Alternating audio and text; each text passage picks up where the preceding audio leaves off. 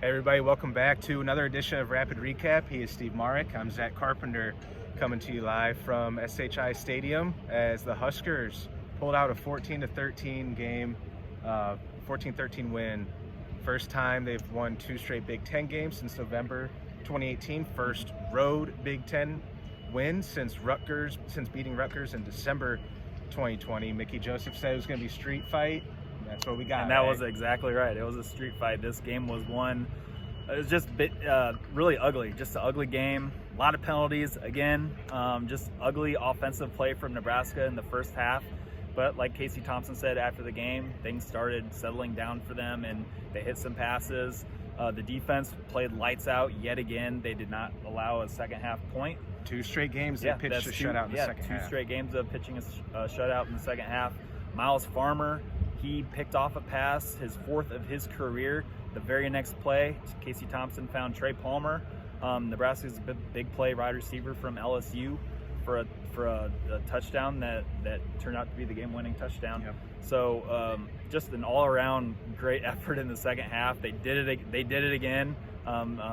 It's just really, again, the good vibes we talked about coming in here. Everybody was wondering about, will this continue? Can they continue to stack days and just come away with wins? And they did that. It did not look like it was going to happen in the first half, but it sure did in the second half. Just an overall great performance in the second half from Nebraska. Yep, and there's 4 points I want to make. 3 that we don't have to talk about at all, and then the 4th one that I do want to talk about. Number 1, we talked about it was going to be a rock fight and a Big Ten West East crossover game between Nebraska and Rutgers on a Friday night. Yeah. We thought that was going to be an ugly game like this. Oh, everyone? Yeah, that's what we thought.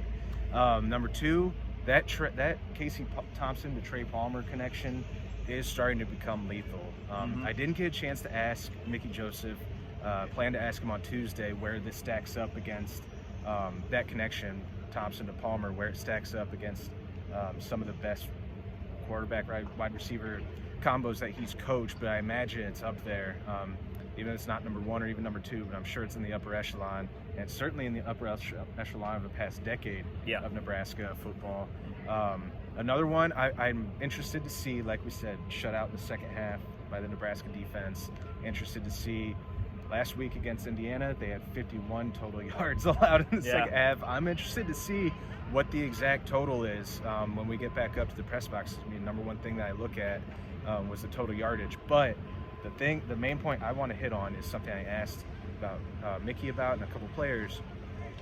Coming in, we put so much emphasis on this game. Everyone knew the stakes. It felt like the program was shifting after the Oklahoma game, heading into the Indiana game. It felt like there was a tide turning with Mickey at the helm, with his open door policy, communication, leadership, all of those intangibles. The Indiana win opens it, takes that next step. But they needed this win so bad tonight, and it feels like the perception of the entire season has not changed, has it not? Yeah, absolutely. I mean, first place in the Big Ten West, at least for 24 hours. So that's what Colton Feast, he was like, yeah, we're first in the Big Ten West. We have some games, or there's games to be played tomorrow, and I was like, no, say that again. Nebraska is in first place in the Big Ten West. Like, after everything you've been through, it's got to feel amazing to say that, but sorry, I didn't mean to cut you off. No, it sets up a really, again, another massive game at Purdue next week, and then they get the bye week after it. So, yeah, I mean, when you look at this team and everything that's gone on, what a great story that is building right now. Again, it's just, we're going to have to see if they continue it, but, man, I keep going back to the defense, right? Like, when on that final drive, that the defense had out there were so many new faces that you didn't really expect to see, like at the beginning of the year. Ativa Malga-Clemens came in for an injured Luke Reimer, was playing a lot of snaps, and he was doing very well.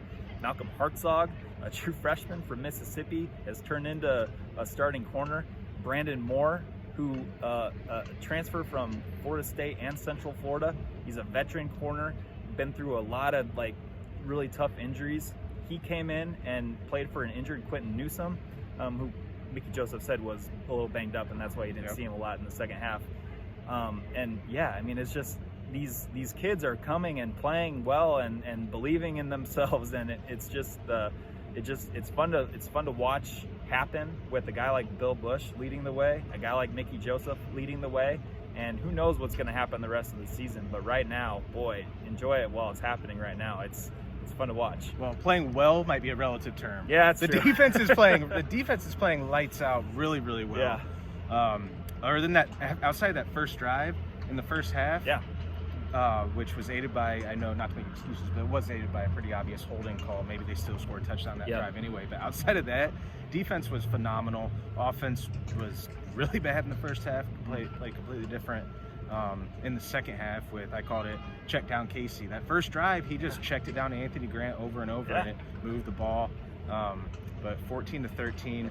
Yeah, you just have to overcome the things that keep popping up with this team, especially that 4th and 1 call. Yep. Like, you know, everybody thinks like, okay, we have Anthony Grant. He's a all Big Ten caliber running back. Jack Yant was getting some snaps. He was on the field. He was on the field. He was a 230-pound running back. But what happens? Mark Whipple wants to go in the shotgun, spread everybody out in empty formation, and throw the ball on 4th and 1.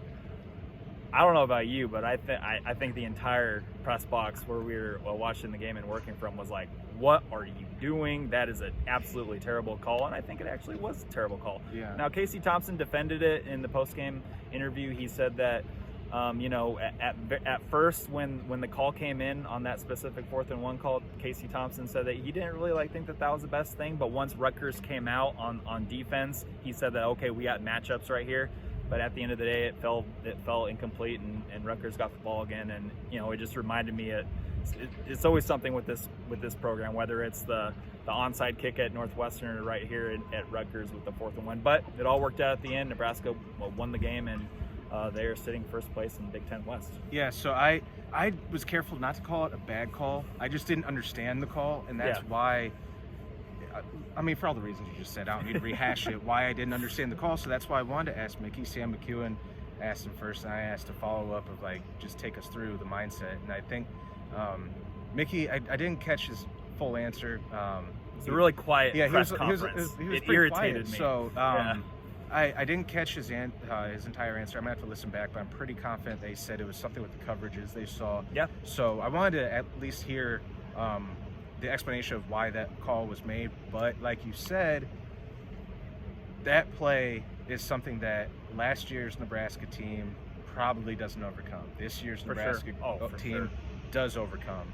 Anyway, Malga Clements, Malcolm Hartzog, Brandon Moore, these young guys making impact plays down the stretch of the game in the most important moments.